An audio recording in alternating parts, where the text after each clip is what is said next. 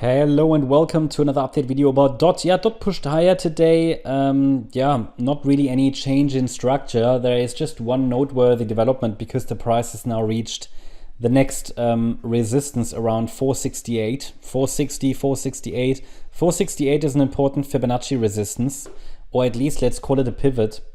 And I will explain why. And it's reached the previous swing high, and any break above these two levels here, would indicate that the third wave is likely going to go more directly without any clearly defined subwave structure.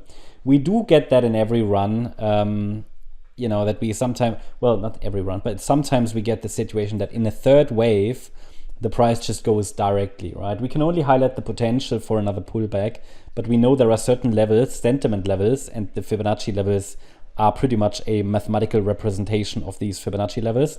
If we get a break above these levels, and in this case it's the 78.6 extension at 468, if we get a sustained break above that level, then we are likely not going to see a well-defined subwave structure in that third wave. So at the moment, what is still possible, but it's getting less likely, what is possible is that it's doing this 1, 2, 3, 4, 5, and then pullbacks could be used for scalping or whatever, right?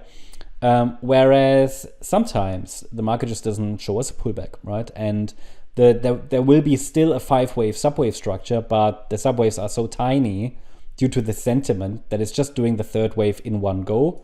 Like, maybe the 1-2 was down here, and it's giving us now an extended third, then it will be a small 4-5. So that's possible.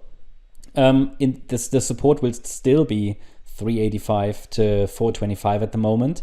But I can tell you that if, let's say overnight or I don't know, tomorrow, it's going to give us a sustained break through this level, and it's likely going to do that. The next level to watch is 564, because that's the first ideal target for this third wave. Further extensions possible, we know that, okay. So very simple, above 468, I'm going to watch 564. And then 609, 642. Once we reach 564, however, I can give you support for this internal fourth wave. And then if we get 5 waves up, we get circle 1, and then a pullback for circle 2 would be expected at some point and should hold a higher low. That's the idea. Anything else? No, that's the idea, right? And along the way, I will give you the support levels. Overall, the market might have shifted now to a more bullish perspective, or to a more bullish structure. Talked about that. We're starting to break above the first highs, and ultimately, the next roadmap or let's say the next pattern to fill in is this 5-wave pattern in circle 1. Let me just shift here the Fibs over. Overall, what shouldn't happen now is a break below 385 to maintain the overall upside pressure. And if we break above that 466, 468 level, I've just shifted it slightly, then support will be the 50% retracement. Not anymore the 78.6 Fib level. Why? Because I'm not going to look anymore for a wave 2.